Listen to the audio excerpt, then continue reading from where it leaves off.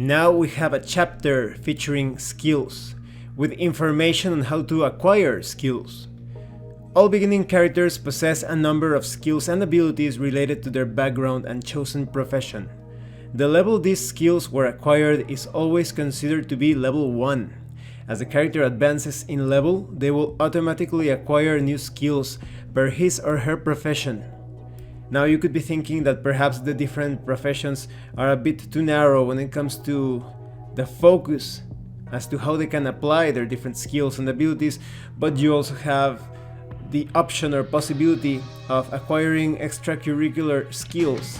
As long as you have experience points, you can spend those experience points with different teachers, mentors, trainers, or perhaps just picking up a book or a scroll that tells you how to do something and obtain whatever skill that you want. This brings a lot of flexibility and hyper competency to the different professions. If the roll equals or beats a target number, the save is a success. As I mentioned earlier in the review, usually it is 11 or above that number to be successful at a check.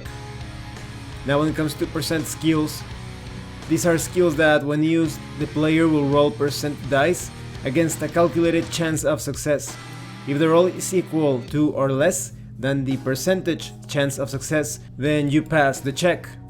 Most percent skills improve as the character advances in level. Because of this, it is very important to take note of the level of the character when the skill or ability is acquired. There are also some skills that require no skill roll at all.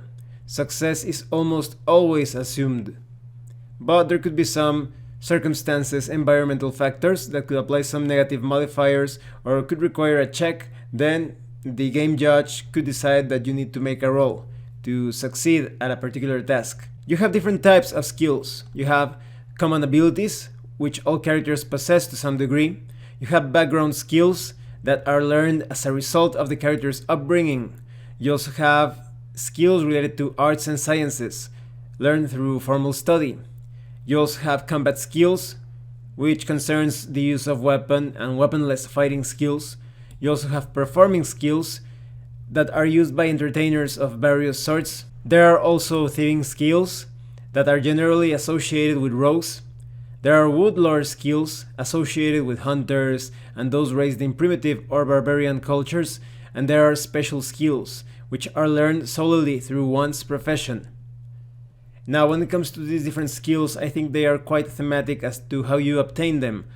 As I mentioned earlier, some of them will require some time for you to learn them and you will require a specific teacher or mentor, but also you can think of some of them as some things that you learned a little about in the past, but it is only to a certain degree or when you reach a certain level of power when you can actually attempt using those skills.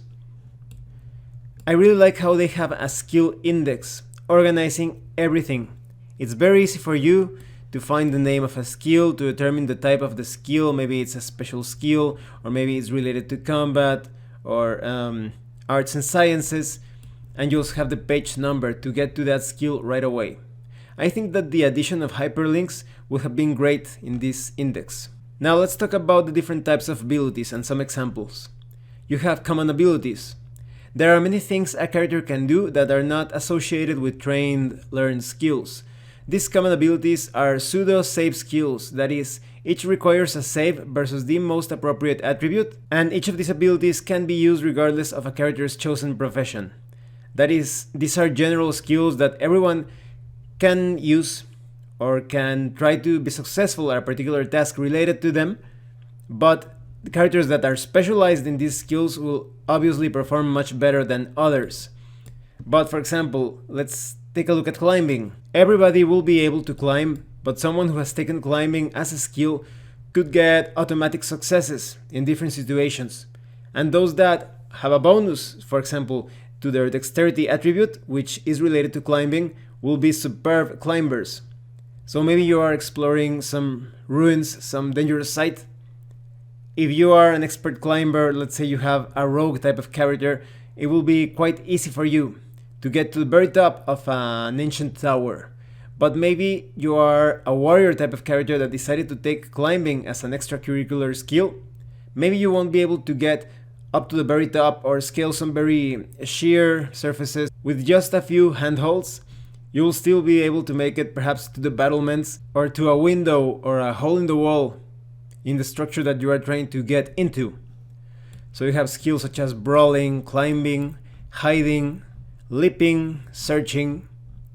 Then we have background skills. These are those abilities that characters learned when they were growing up or developing, and because of that, it is somewhat affordable to acquire them later on in your profession. You need a few experience points to acquire each of these background skills. You do not need formalized training, or that require just a basic degree of formal study. So you have things such as barter, basic seamanship, language, haggling, literacy, riding, streetwise, swimming.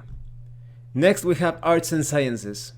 These are skills which can only be developed through study, tutelage, and or association with educated folk, such as analyze mixtures, ancient lore, art, cartography, diplomacy, healing arts, music, navigation, read magic. These are very expensive to acquire. It makes sense. You need to dedicate a lot of time to attain the relevant degree of mastery so that you can apply it during different expeditions. Next we have combat skills. These include a variety of fighting techniques and styles. While skilled and highly trained fighters may learn combat skills as a result of their profession, others can only acquire such skills through training with a skilled instructor. You need several months with the different skills that I have told you when it comes to learning them. When it comes to combat skills, you have things such as archery, blind fighting, boxing, command, martial arts. Now you can improve these different skills. You have, for example, 2 levels of archery and 2 levels of martial arts. I really like the martial arts skill. For example, at a basic level, you learn kata to be much better at dodging attacks. You can do some pretty decent hand strikes, kicks, and throws. But when you get to level 2, you really step into the fantasy martial arts territory. You have breaking blow.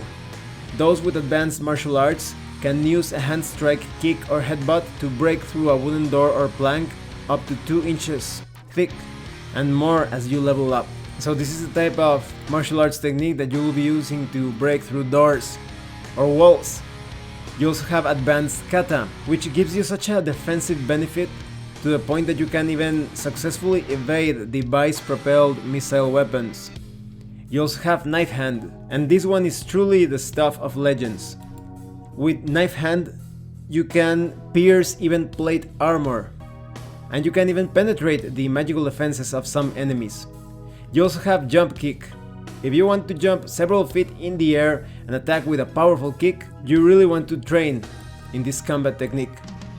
So if you wanted to play a character similar to, for example, those that you would see in Fist of the North Star, you really want to train in Martial Arts 1 and Level 2. You also have other things such as mounted combat, weapon specialization, siege weapons. Next we have performing skills. These skills are usually associated with harlequins and performers.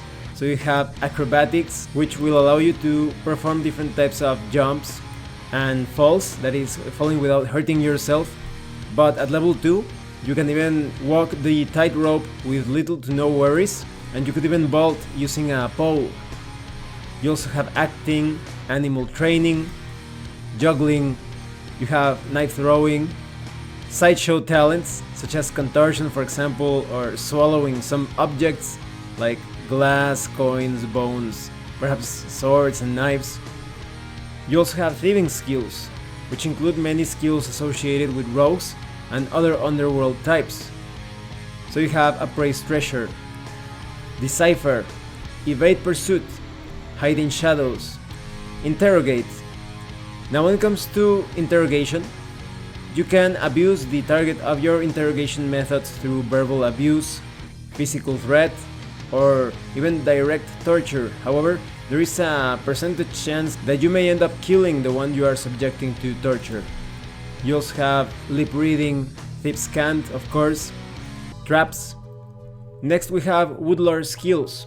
Woodlore skills include many skills associated with hunters, and these are obviously focused on survival and woodland tactics and strategies. So you have camouflage, herb lore, hunting, reading tracks, snares, stalking, survival. Next we have special skills and special abilities. These skills and abilities are either available only through certain professions, or they are part of the advanced alchemical and magical practices. I won't be able to talk about many of these in this particular section of the review. I will talk about those later on when I cover magic and advanced practices, because here you have advanced alchemical equipment, advanced necromantic rituals, advanced thaumaturgic equipment. We will cover those later on in the review. But you have some others, like for example animal languages, so you can attain a certain degree of communication or understanding with felines, with horses, even with saurians, that is reptiles and amphibians. You also have assassinate, which is pretty self-explanatory. You also have convert, to turn people towards your faith or teachings. You also have herbal elixirs. There's also a way to turn or even befriend animals or call them. You have a table to determine this influence upon animals. There's also the locate rare earths ability, which allows you to obtain small quantities of different types of, for example, soil and sand, with elements that you can use in your alchemical operations, mixing cinnabar, antimony, various salts and metal oxides. You also have pass without trace. You can obtain a patron of the lower planes. This is the domain of the necromancer and the witch doctor. You make agreements or pacts with demons, archdevils, evil gods. You also have power animal for the most shamanic player characters, to obtain a sort of animal companion that can even take shape during certain moments. It's basically a spirit animal protector. You also have ways of seeing into the spirit realm, binding spirits to yourself or to objects depending on whether the ability is complete or limited. You also have ways of creating toxic powders, turning undead, of course. Next we have a chapter focusing on the complete core system rules. It covers any situation that could happen both inside and outside of combat. Arcanum system is a very interesting blend of simulationist elements with freeform sensibilities. You have a structure when it comes to offensive and defensive tactics, maneuvers and strategies, and the use of skills, of course, space or room for interpretation according to the situation in combat or when exploring or navigating a hostile place. First, we have some details on the combat system. Attacks are resolved by the use of a 20-sided die. Then you add some combat bonuses, which could be related to your training, to magical effects, to situational modifiers, and then you see if you roll 11 or higher. That's it. Even though this is a d20 based system, for the most part, armor does not make you harder to hit. In fact, armor makes you less dexterous, while at the same time offering damage reduction. Although there is an optional rule to make it a bit similar to the standard armor class system, that is, armor works sort of like cover, or a layer that keeps your vital areas away from the weapons of your enemies, but the standard way or the typical Arcanum combat will rely on you getting 11 or higher on a roll of your die. This means that combat could proceed a bit faster or quicker when compared to other d20 based systems where it's very hard to score a hit. Here in Arcanum, what matters is the intelligent way in which you approach combat, attacking from higher ground, trying to get to the flank of your opponent, carrying out some interesting maneuvers, trying to go past the enemy's weapon, attacking from the flank, from behind, perhaps fighting dirty. All of that can be accomplished quite easily with the Arcanum combat system. You also have information on combat ratings. As I mentioned earlier in the review, you have highly trained, skilled, and untrained professions. They get a higher bonus to hit and damage rolls, but also they get to attack more times as they level up, to the point that at the highest levels of power, you could be attacking 3 times per round. When it comes to initiative, combatants act in the order of their speed scores, and ties are decided by rolling a 20-sided die. Now, when it comes to any check, trained or untrained, when it comes to using skills, weapon skills, or some skills related to the navigation or the puzzle solving of a particular site or environment, if you are not trained in a particular skill that requires the use of a tool or trying to make your way through some area by jumping, climbing, or perhaps you are trying to decipher something, recall some information, lore, or knowledge related to any situation, if you do that without the adequate training, you get a non-proficiency penalty, which means that you make your roll and your result is divided by half. So it's all up to the modifiers. That's why it's very important to train yourself in as many skills as possible. You never know when you are going to attempt something using a tool in which you require certain expertise. Then you have information on offensive tactics. You can do dirty tricks, that is tripping, throwing substances into the target's eyes, sneak attacks. The effect is determined by the game judge.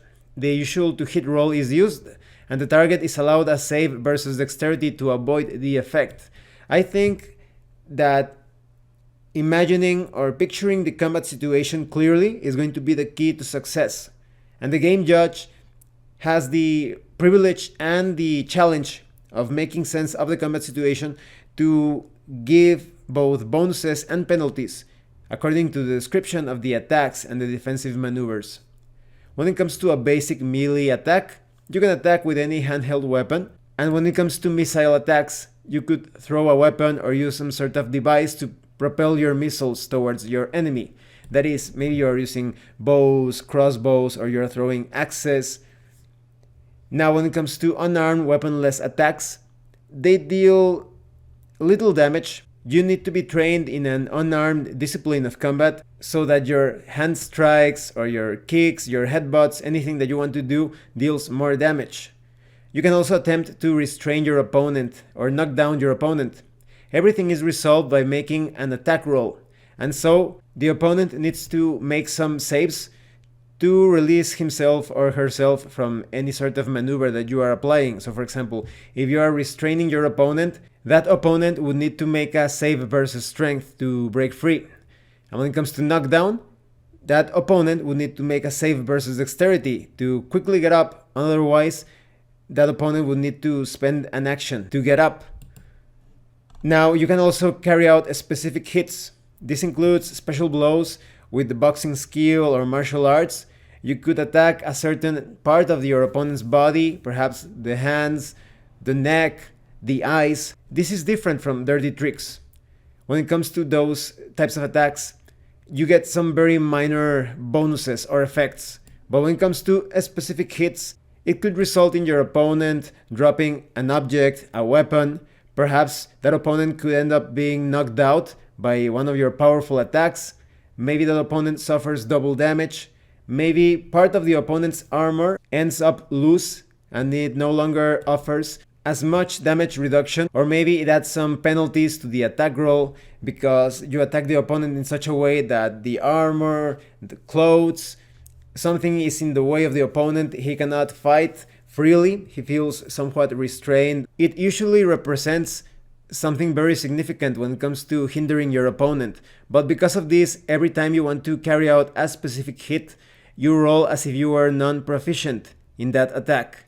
So you could be a very skilled warrior, but because you are making a specific hit, your result would be cut in half.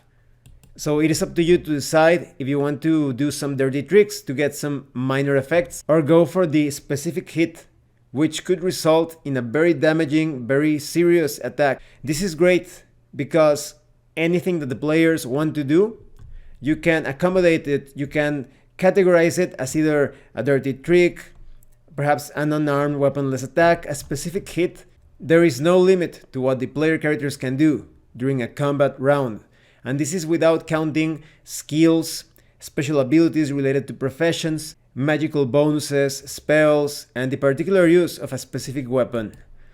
Next, we have information on defensive tactics. You have a number of ways in which you can try to save yourself from harm or from getting hit by your opponent. Perhaps you want to employ a counter. This is a very risky tactic. The individual must give up their attack action for one combat round. The effect of the counter depends upon the success or failure of the opponent's next attack attempt. So if the opponent attacks and misses, the countering individual may make a specific hit attack. On the next combat round, you may attempt a specific hit attack without suffering the non-proficient penalty. You would be able to try to blind your opponent, to perhaps cut the opponent over the eyebrows so that the blood keeps flowing and that opponent can no longer see adequately because the blood is constantly pouring over the eyes of the opponent. Or maybe you attack the arm of the opponent that is holding the shield, and now he can no longer use the shield as protection. But if your opponent hits you while you are trying to counter, the next attack you make is going to incur the standard non-proficiency penalty. That is, the result that you roll is going to be cut in half. Next, we have dodge. Dodge may be used against any non-device propelled missile attack. That is, thrown weapons, but also charging opponents, standard melee attacks, close quarter attacks of any kind. The defender makes a save versus dexterity, and success indicates the attack is avoided. No damage is dealt. And failure indicates the attack is not avoided, of course. Now, you could be thinking that this gives great advantage to lightly armored characters, martial artists, and such, but that's why you need to fight intelligently, perhaps driving them into a corner, getting them into cluttered places so that the game judge could apply some penalties to this dodge maneuver. You could also use an evasive action. This can be employed against missile weapons of all types, but the defender must be moving. That is, you must be running in a zigzag, to put it in a way, in order to use this tactic. The defender cannot attack on the same combat round this tactic is employed. So even though it is effective, you're going to be missing out on dealing damage to the opponent next round. All attacks made against the defender using this tactic will suffer the standard non-proficiency penalty. So if you are getting really hurt and you have someone to back you up, it's much better to just evade while your party member or your friend arrives just in time to support you against your enemy. Next, we have Parry. Parry may be used against any melee attack. The defender will require a weapon, shield, or an applicable skill, for example, martial arts. The defender makes a parry check the same way an attack roll is made. And it is important to note that shields are the best weapon that you can use to parry, of course. So depending on your roll, let's say that you beat your attacker's roll, the parry will succeed and no damage will be dealt. However, if your roll is less than the attacker's roll, the parry will fail and damage is dealt as normal. Now there could be a situation in which your roll is the same as the attacker's roll. In this case, the parry succeeds, but the weapon that you use to make the parry could end up being damaged. You make a save to see if the weapon ends up damaged or destroyed, because objects can also make save rolls, and depending on the quality and some magical bonuses, they could get some positive modifiers during that roll. Now, a character can only select one defensive tactic to apply to the incoming attacks for a given round. So don't think that you will be able to parry all attacks, dodge all attacks. It depends on your number of attacks. So for example, a skilled warrior would be able to, for example, carry out 3 defensive maneuvers per round. Next, we have information on various combat modifiers. This could be used as examples. There could be many situations in combat that are not covered in this system, but here you have enough information to figure out those modifiers. So for example, you have various degrees of cover. 25% cover, for example, applies a -1 modifier. But what if you are behind 90% cover? You would incur a -8 penalty on your opponent's roll. When it comes to dexterity, exceptionally high dexterity scores could also provide bonuses onto hit rolls, that is when you are trying to hit your opponent. And when it comes to immunity, some creatures are immune to different forms of damage and attacks, although there are some exceptions. So for example, any natural weaponry possessed by creatures of the same species could harm creatures of the same species. And melee attacks made by creatures possessing strength scores equal to or greater than the immune creature can also bypass that immunity. There are also situational modifiers. For example, maybe you are attacking a small enemy that's quite difficult. You would suffer a -2 penalty to your attack roll. Maybe you are attacking a gigantic enemy that's considerably easier, so you would get a +4 modifier in your attack. You also have modifiers for what happens when you attack or defend in darkness, or when you are attacked from behind, what happens when you are attacking a restrained foe or a fallen foe. Now when it comes to strength, exceptionally high strength scores provide bonuses on damage rolls for melee weapons and thrown missiles. Magical weapons, of course, and shields also apply the relevant modifiers. When it comes to missile weapon ranges, you need to keep your opponent at the effective range of your missile weapon. Maybe you're using something that you throw against your opponent or something that is propelled from a device, but if your opponent is too far away, you would suffer the standard non-proficiency penalty. Your result will be cut in half, but if you're attacking at a minimum range using, for example, siege weapons, you simply cannot make the attack. Now, armor in this game is handled quite realistically. It reminds me a bit of the way Hackmaster handles armor. Your player character needs to consider if he wants to have more armor while suffering a dexterity penalty, or if you want to be lightly armored so that it's easier for you to dodge the enemy's attacks. So for example, against an opponent about your size or a bit larger, it's much better to be heavily armored. That is, if the opponent hits, maybe that opponent won't be able to deal damage to you at all. But what if you're fighting something huge, something gigantic? Then it would be better, in my opinion, to be lightly armored and try to dodge the enemy's attacks. Because even if you get hit, the damage reduction may not be enough. So there's a lot of tactical consideration when it comes to your forms of protection. There are 6 types of armor. They are general categories. So for example, you have type 1, which includes heavy cloth, padded armor. You have, for example, type 3, which could be studded armor or soft leather armor. Or you have category 5, which includes plate mail, scale mail, laminated armor. They all offer a degree of damage reduction, and they incur a penalty on your dexterity saving rolls. And like I said, there is an optional rule, so that armor could apply a protection value as a modifier to hit rolls against the wearer. So for example, maybe your character is wearing chainmail armor. In addition to the -4 damage reduction, those that attack you would need 11 + 4 on their attack roll to hit you. However, in my opinion, this is going to make battles longer, so you need to keep that in mind.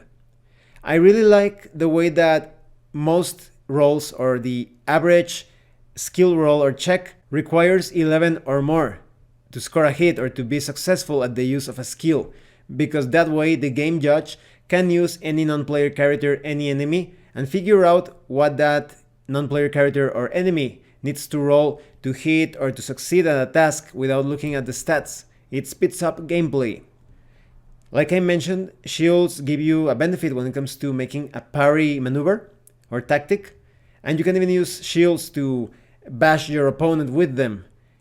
It's important to note also that an individual wielding a shield cannot suffer an undefended attack from his or her shielded flank. So if there's something hindering you and the opponent attacks you from your shielded flank, you can thank your lucky stars that it's going to be much more difficult for that opponent to hurt you.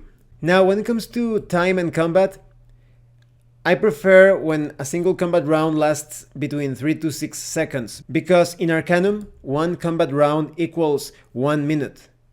This means that the antagonists are going to be taking position, making feints, making some quick attacks. They are not just going to be static, they are going to be making different actions, taking different shots at the opponent, changing their footing, trying to find an opening. But I usually prefer combat rounds to represent a shorter number of seconds.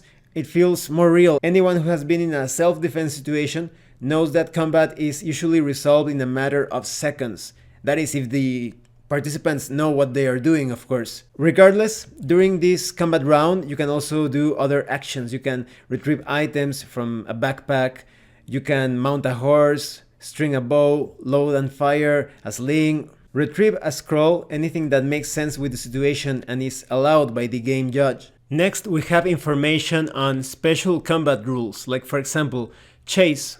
A chase is resolved by comparing the speed score of the individuals being chased with that of the pursuers.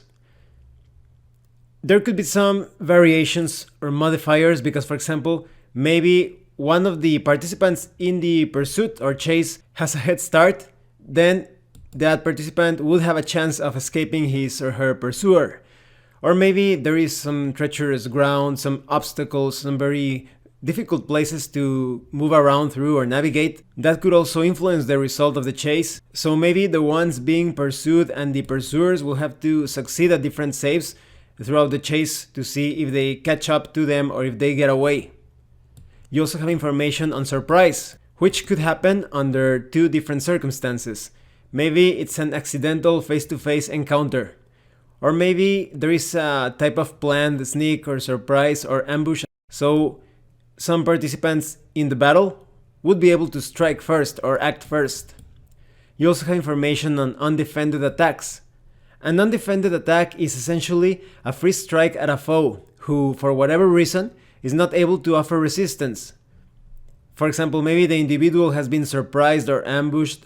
Maybe that individual is fleeing from another opponent and accidentally bumps into another enemy. Maybe the individual is outnumbered or entangled or bound in some way or stunned. So other combatants would be able to get a free strike against that hindered individual. Now when it comes to damage, as I mentioned earlier, damage for any successful attack is indicated by the weapon being employed, but the damage will be affected by the protection provided by the armor it is being used against. Bonuses to damage rolls can be assessed based on combat rating, exceptionally high strength scores, magical weaponry, and so on. You also have a table to indicate what types of damage you can deal when you are making an unarmed attack, that is, bite damage, kicking, punching, clawing, or doing anything, perhaps even strangling your opponent. You will be dealing damage per round. Then we have details on movement. Now I have mixed feelings when it comes to movement in this role-playing game when combat happens. They do not give you movement as to how you can move every round of combat. You have to leave that to the game judge and the situation of combat overall. It's going to be hand-waved in favor of flavorful descriptions of battle. But you do have details on land movement when you are moving by foot or using a light mount or heavy mount, what types of terrain you could encounter, road, flat or rugged terrain, your speed would be hampered or your rate of movement. There's also information on waterborne movement when you are using a sailboat, a warship, a galley, a longboat. You also have information on waterborne weather modifiers. What happens when there is unfavorable winds, or even a storm, or maybe it's all calm. You also have information on fatigue. All characters need rest to recover from any type of strenuous activity, especially spellcasters whose physical conditioning often leaves something to be desired. So you have information on how much rest you need after a certain time of physical activity has passed. Like for example, maybe you have a constitution between 10 and 14, you would need 15 minutes of rest per hour of activity. But maybe you have exceptional constitution, maybe you have 18 constitution, you would only need 5 minutes per 2 hours of activity. You also have information on how much sleep you need. So for example, someone of constitution of between 15 and 16, you would need a minimum of 2 hours. And that is sleep required after 8 hours of activity. And you would be stretching things. The average person is going to need between 6 hours to 4 hours. But those of exceptional constitution will be able to make it through with just 1 hour per 2 days. This is really pushing yourself beyond the limits. And if you do not take care of your player character, if you keep on going without sleeping properly, you will start to lose points of constitution and intelligence. Then we have information on dehydration and starvation. What happens when you lack water? You're going to be losing points of constitution per day. You could end up dying. You could also lack food, of course. You also have information on how to resist drinking and its intoxicating effects. you can make some save rolls versus Constitution to see if you keep yourself from passing out because of all of that drinking. Then you have information on how some substances can be quite addictive, so you need to make your save rolls to stop yourself from becoming addicted to a particular substance. You also have all of the symptoms and the steps when it comes to making save rolls versus your Constitution as time passes by and you are still consuming a substance. You also have information on magical and alchemical addiction, because overuse of magical and/or alchemical mixtures can lead to various adverse side effects. There are also details on bribery and coercion, what you need to do to gain some favors or set circumstances to your favor by paying the right amount. It is handled via a save roll done by the one that is being bribed. You also have information on possession, that is, on evil spirits and demons that can take control of your body and soul. So a player character could be assaulted by one or more entities, and you need to make a save roll to see if you can resist the possession. If you end up being possessed, depending on the strength of the creature, you will need the help of a powerful spellcaster to save you or rescue you from such possession. You also have information on alchemists and laboratory facilities. In order to carry out your experiments, you could use your master's alchemical lab, and this is basically like freeloading on your master's generosity. You will still gain experience points because of the research and experiments you will be doing in that lab, of course, but if you do not want to abuse the goodwill of your master, it's much better to rent lab space, or perhaps owning and operating your own laboratory. You have information on the cost of building the structure itself, getting a furnace, purchasing equipment, hiring assistants, etc. You also have an alchemical mishap chart, because anytime an alchemical procedure indicates that a mishap has occurred in the laboratory, you use a table to determine the extent of damage. Maybe it's just a defective container, that's it. Maybe there is some minor explosion. It could damage some of your equipment, but what if it's a catastrophic explosion? It would damage all people and all structures around it. You also have information on judging skills, that is how to handle save skills. As I mentioned earlier, you usually need to roll 11 or above during any check, but depending on the task difficulty, this could be lower or higher. Maybe it's an easy task, you would only be needing 8 or above or 5 or above, or maybe it's a really hard or difficult task, you would be needing perhaps 14 or above, or even 17 or 20 or above. So it's really advisable to put things in your favor by using the best tools available, the best circumstances, magical effects, and of course be trained in the relevant skill related to the task.